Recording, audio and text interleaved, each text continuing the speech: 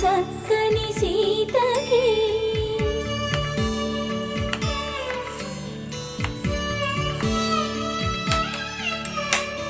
ఎర్ర జాబిలి చేయి రాముడేడని అడుగుతుంటే చూడలేదని పెదవి చెప్పే చూడలేమని కనులు చెప్పే నల్ల పూసైనా